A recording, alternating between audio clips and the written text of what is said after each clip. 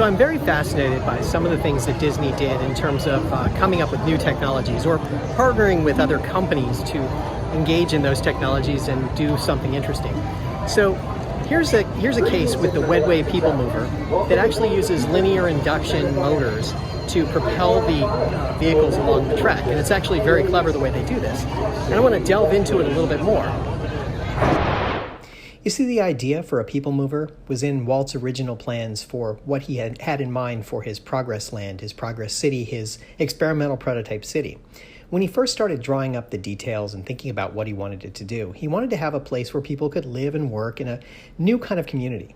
And one of the important things was to have some means of public transportation that didn't rely on the old standbys of trains or buses or anything like that. He wanted to have people able to get around in clean, environmentally friendly ways and able to get from point A to point B quickly. So by having dedicated lines where you'd have a monorail that would take people over long distances in his property, you would have people movers that would move people around in short distances in small areas. So you could have within the cityscape in the center of town, you could have a people mover there. You could have another one in the outskirts where people would be able to get from like the grocery store to their home and things like that. So the concept was always there. And when you look at his original model for his progress city, you see that in there. You see those kinds of things like a people mover included in the designs. Sometime after he started planning up the idea, he started a prototype. Now he had this group of people that worked for him that he called WED designers. And it was an interesting relationship he had between his Walt Disney Company and the WED designers and this other group. So the WED designers really worked for him, and they were the think tank. They were the people who actually built some of the things and created things. So the idea they had was to come up with a kind of a small vehicle that could transport 4 or 5 people at a time across a short distance. But these vehicles would be completely automated. Now, automated vehicles like this didn't really exist in the United States at that point. There were a few examples of it around the world, but in the United States, this was something new. So he was breaking new ground and being a trendsetter and doing something interesting that no one had ever done before. And they actually relied on something that was a piece of simple technology. What they did was they put wheels on the outside of these vehicles, just like you'd have on a car, but there was no motor inside them. Instead, what they did was they used DC motors in the roadbed, in the surface area, where it would have a wheel on it, like a normal tire, like you'd see on a car, and they'd be spinning at a constant speed. So when the vehicle would roll over it, it would be propelled along because the tire would roll against it.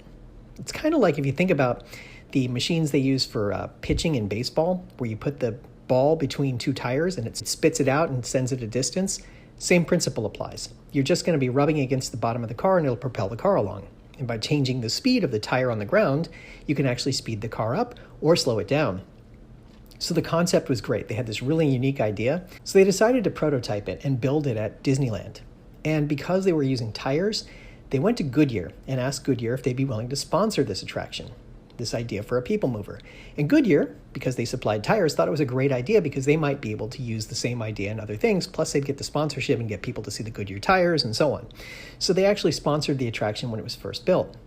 Now, Goodyear was also working on their own version of a mover, a way to get people around, and that was actually their own version of a speed ramp. Now, a speed ramp was this essentially conveyor belt that used tire materials that would go in a giant loop. They just stitched it together on the ends, and it would just continue to roll around a couple of rollers and move people along. If you look at like in an airport where you have these moving walkways, the concept is similar. Now, the speed ramp still exists. You can see them at Walt Disney World.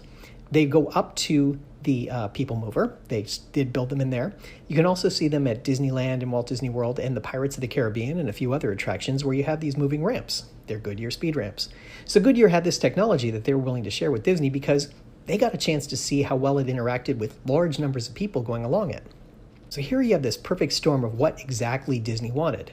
All these companies working together for a better tomorrow. Now, the cars they created at Disneyland were these, as I said, cars with wheels, and they had a roof over them, so they could basically go outdoors in the elements. Now, in Disneyland in Southern California, you don't have to worry about the rain so much. So the roofs were there for the days that it was raining, and also to keep the sun out. So, but they were open air, and they would move along, and this was a great idea. It worked really well. So by the time they started thinking about Disney World, they figured that they would actually put that in there because, remember, the idea was to build this experimental prototype city. So they go, well, let's go ahead and build this and start putting a people mover in. Well, as the idea progressed and they decided they weren't ready to build Epcot at that point, they knew that they could build something and go ahead and prototype the cars in an area within the Magic Kingdom. Now, as they started thinking it through, they said, we can do better than the moving tires. We can use something called linear induction motors that basically turn on and off very quickly and use magnets to basically pull the cars along and then use the reverse magnet to kind of push it along. So it kind of pulls it in with one pole of the magnet and then pushes it away with the other pole. And this is the design they came up with. Innovative, clever. Nobody was really doing that. There were some technology companies that were kind of playing around with the idea, but nobody had really done it yet on a large scale. And here Disney created it for a ride, an attraction at Disney World. The problem was, and this is the big problem, they didn't have sponsorship for it at Disney World. They started building all the platforms and pillars and putting it all together above ground and making everything kind of work. But it didn't come together because they didn't have sponsorship. Goodyear didn't want to continue to sponsor it just because there was no tires involved anymore. You couldn't see the tires. They were happy to build the idea of the speed ramp and let them use that, but they didn't want to sponsor it as an attraction. So Disney went searching for another sponsor for it. And they actually found the Edison Institute wanted to sponsor it because they were using linear induction motors. It was a great sponsorship opportunity for them. But here we were, the park opened in October of 1971, and here it was late 1974, and they still weren't ready to open it at that point. And they actually opened on July 1st, 1975. And it was at the beginning of this renaissance where all of these new attractions were being put into Tomorrowland. At that point, there were only two, and they wanted to build more attractions into it, and here was the perfect opportunity that PeopleMover would be one of them. Along the way, they decided they were going to move the Carousel of Progress from Disneyland to Walt Disney World. And in doing so, on the second floor of the Carousel of Progress was the entire model of Progress Land, Progress City, the Epcot. And they decided they weren't going to have a second floor on the attraction in Florida, but they would go ahead and take a piece of it and put it along the PeopleMover track to kind of represent what the model was all about. And now sit back in your seat as PeopleMover presents a preview of the future in the city of tomorrow. Man's goal of a better place to live, work. This city is a dream. To make it real, we will need to use our energy resources wisely, not wastefully, today and tomorrow. And you could actually see part of the model that made the idea for the entirety of the PeopleMover. It was the impetus for the whole PeopleMover. It was called the PeopleMover in Disneyland, and because this WED company had designed up the changes and made up the linear induction motor, they decided to call it the WEDway PeopleMover when they moved it to Florida, because it was their idea and it was their inspiration that brought it together. When they first designed it, they needed to have a voice. They needed to be able to tell a story as you were going along. So they decided to turn to Jack Wagner, more or less the voice of Disney, to create an audio track that went along this ride so you could actually enjoy it and kind of take it in, and it was explaining to you what you were doing. Ladies and gentlemen, Edison Electric Institute, for America's investor-owned electric companies, welcomes you aboard the WEDway PeopleMover. On this clean, quiet, electric-powered ride tomorrow, the PeopleMover will be your front row seat for a grand circle tour of Tomorrowland. Along the way on your mile-long journey, you'll preview many attractions looking into the future and see some of the ways electric energy serves man. And now the PeopleMover presents a panoramic view of Tomorrowland and the Grand Prix Raceway. And just ahead is the towering symbol of the space age, Jacker's Space Mountain. RCA, a tradition on the move, welcomes you to Space Mountain. Join us for a look at many worlds of RCA, nations, the newest component, Select Vision Video Disc. Come with us on a journey into space and the worlds of future living.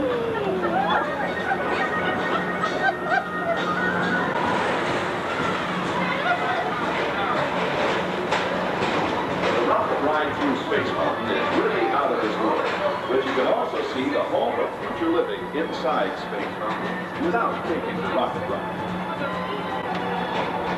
Now as we leave Space Mountain, overhead you can see another form of transportation, the skyway, carrying you high above the Grand Prix Raceway and other adventures of Fantasyland. We're now moving past the Carousel of Progress, where 4 warm and humorous families welcome you into their homes of yesterday and today. starting way back at the turn of the century. First presented at the New York World's Fair, this famous theater in the round celebrates how progress through electricity has contributed to better living. The track itself, it's about 5,500 feet long, just over a mile, and you average about 7 miles an hour in it. Now it can slow down and speed up depending on how much magnetism is put out there. They can actually attract it a little faster and push it away, repel it a little faster if they want to. So there are certain places where you speed up and slow down because the motors are pulling you and pushing you a little bit differently. Originally, they had planned on putting the Adventures Through Inner Space attraction in where the Buzz Lightyear ride is today. They built windows into the PeopleMover track so that it would look down into Adventures in Inner Space. But along the way, they decided not to do that. So when they decided on building If You Had Wings, they went ahead and redesigned, Claude Coates got involved with this, and sort of redesigned a few of the elements to make sure that your vista into the attraction made sense and you could actually see something that was meaningful rather than seeing the back of a wall or a projector or something. So it was kind of clever. So because they had already kind of built up the platforms and everything, they were kind of stuck there. Now that also meant that they couldn't change the footprint of Tomorrowland as they wanted to because they had other ideas, but they were kind of stuck for what they would do with those ideas. Inside the pavilion we're now entering, you'll travel to Vacation Portugal, the magic of If You Had Wings.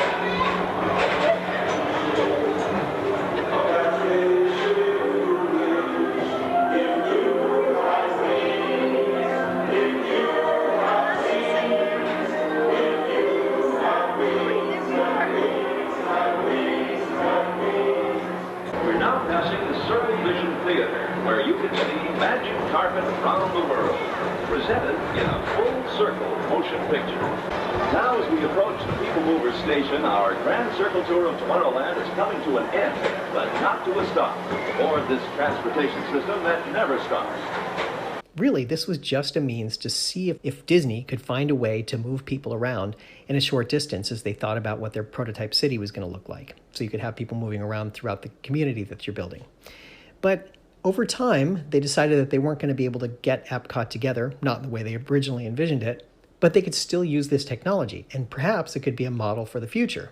Maybe people could use it in their own cities and communities. Maybe they could license it, hire web designers to come in and build it for them. Disney tried very hard to sell this idea to other companies and other people, and as I understand it, there was one taker, and that was the Houston Intercontinental Airport. They had an interest in creating some sort of a subway to connect up their terminals, and they turned to the Walt Disney Imagineers and asked them to install a system very similar to the WEDway PeopleMover, and they did. And so that system still exists today as far as I know, though who knows, with travel changing today, it could have been removed or could be removed at some point in the near future as they continue to evolve their thinking. But it's been running there for, like 40 years or so. And they've been able to get passengers back and forth between the terminals. It's actually interesting that Disney was asked to get involved with that. So they did have some success in selling it in some way, even though it might not be quite the way you think it would be. As far as I know, no one's ever taken this technology. Sure, the linear induction motor has been used in other places, and it's got some other uses and applications. But as far as a moving vehicle that transports you around in a small distance that uses those, really never took off. I expected, when I wrote it sometime in the 80s when I was in high school, I was like, wow, this is kind of awesome. This is the kind of thing that the technology is built on, and this is the kind of thing that we should be building on for our future. Quiet, clean, energy efficient. What a great idea. But it never came to pass, and it's kind of odd to me. So by the time the 10-year original agreement with the Edison Institute was up, it was time for Disney to kind of rethink it a little bit. They needed a new sponsor. Edison wasn't interested anymore. So they went out and they found a new sponsor, and they decided to redo the audio. And this is where they had an interesting idea. They wanted to make it more fun and upbeat and kind of computer-aged, right? Here we were, it was 1985, and they had this idea for making it computer-aged. So they decided on this computer-themed audio piece that would be the ORAC 1 computer that would talk to you about it and be sort of computer-based and tell you a story for a little while and kind of take you through the storyline. And I couldn't find any references to who actually voiced it. I don't know who actually does the voice of ORAC. And honestly, I don't know what ORAC stands for. It's one of those kind of funny things that just gets lost to history. Have you noticed this WEDway PeopleMover car doesn't have an engine? Well, you see, these vehicles travel quietly and with little air pollution on a system of linear induction motors.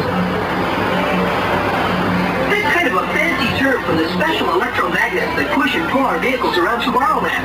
There are more than 600 of these electromagnets embedded along our roadway track.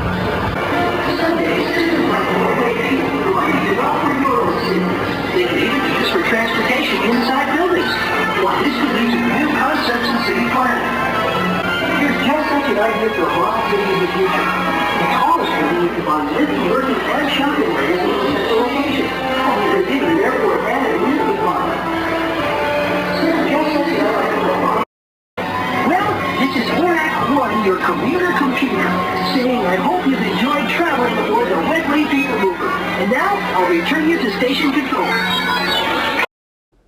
And then, after another 10-year run, it was time for another change. So in 1994, they decided to update it again as they were updating all of Tomorrowland. Now, Tomorrowland was taking on this sort of intergalactic feel and supposed to have this futuristic sort of thing going on. You had the intergalactic center where Stitch's Great Escape, and you had all these other things that were sort of futuristic in a way. They sort of rethemed things and renamed them a little bit. So the PeopleMover became the Tomorrowland Transit Authority, and they built a bunch of fictitious lines where there were other lines that went around and took people to other places. So the blue line was the one that took you around through the Magic Kingdom, and then there was a green line and a red line that were supposedly going to take you other places in the galaxy. Though, of course, they didn't actually exist. It was kind of a clever little whimsical thing they were doing. So it was kind of a fun little way to look at the idea for what they were doing. And they decided that when they were retheming it, they would kind of give it a little bit more of a feel of telling you about all these different places rather than telling you about the PeopleMover itself. And in this case, they decided to use Pete Renaday to do the audio for you and tell you the story. It's a very different sort of stylization than what you had when you were dealing with all the other things with like ORAC or with Jack Wagner, but it's kind of a fun little ride through, and you get a different feel for it, starting in 1994. Welcome aboard, TTA travelers. We hope you enjoy Tomorrowland Transit Authority's Super Skyway. Now approaching Tomorrowland Interplanetary Convention Center. The Convention Center is host to a galaxy of new ideas from other planets. The Tomorrowland Retro Historical Society presents Walt Disney's 20th century vision for the future. This model city dared to dream the perfect community in which to work, live, and play. For your convenience, ground crew and Mickey Star Trekkers will be glad to rocket ship to any planet in the galaxy.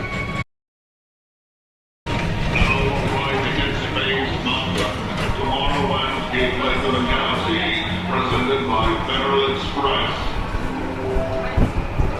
Greetings from Space Mountain Dispatch. High-speed rockets are now going to blast on all interconnected destinations. Launching out of space every 3 seconds from all objects. Attention, all visitors from Galaxy M31. Please keep forward-facing tentacles clear of oncoming Metroliner vehicles. Thank you. Centerpiece of Rocket Tower Plaza is the League of Planets Astral Orbit. This symbol of universal harmony and interplanetary fellowship provides all beings with an exhilarating spin around the planet. Paging Mr. Morrow, Mr. Tom Webb. Your party from Saturn has arrived. Please give them a ring. Now approaching Walt Disney's Carousel of Progress.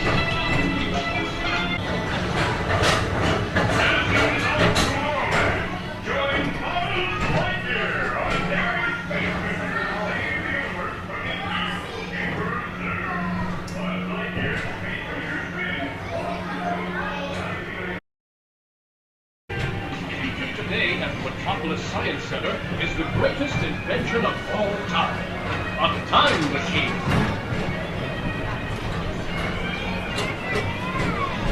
Be sure to stop by and meet the inventor, Timekeeper.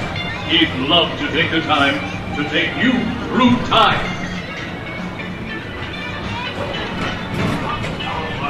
At the heart of Tomorrowland. Come now, rejoin us and believe in the promise of tomorrow.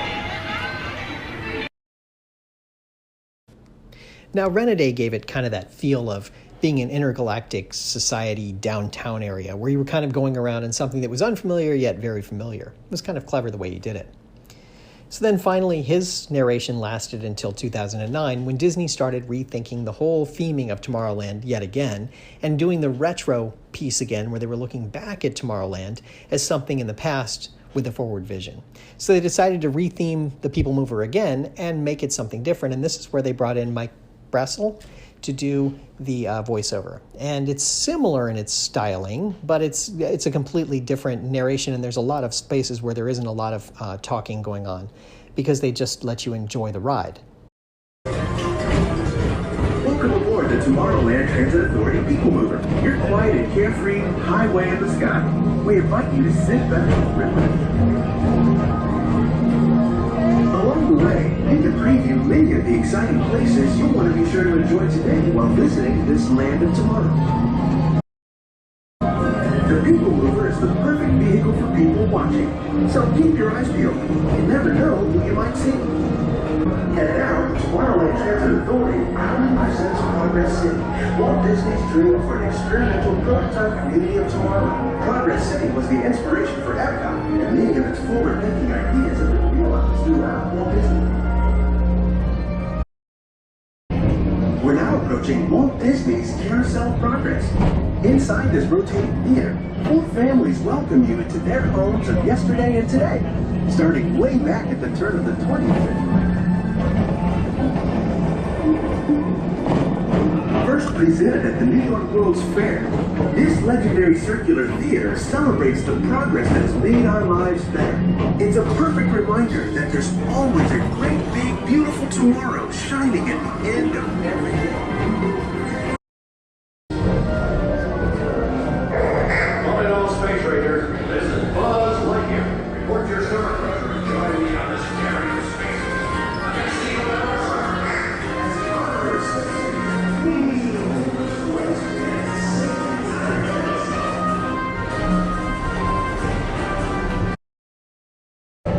This time it's laughter thereafter at Monsters Incorporated, so drop in and join Mike Wazowski and all his pals at Monsters Incorporated Laugh Floor.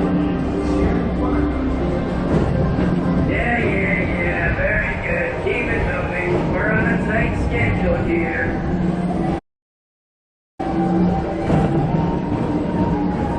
As we approach the Tomorrowland Transit Authority station, our Grand Circle tour is coming to an end, but not to a stop, because this transportation system never stops.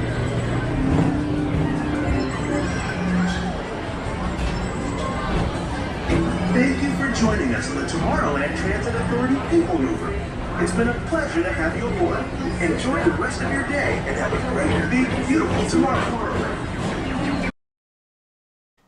Post-pandemic, the WEDway People Mover was one of the last attractions that came back up and was running. Disney, for some reason, had kept it closed for a period of time. And when they did open it back up, it was only open for a couple of weeks, and then they decided that they were going to close it again and retheme it yet again.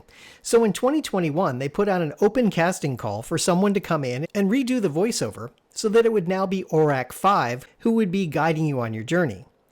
And so it reopened in 2022 with that narration, and has been that way ever since.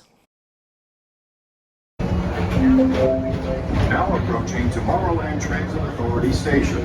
My fellow sentient life forms, our People Mover journey has nearly come full orbit. Thanks for riding with us. It's been a pleasure to have you aboard. And even though we're concluding, this is always my favorite part, because now is the time. Now is the best time to go out and explore tomorrow, today. See you in the future.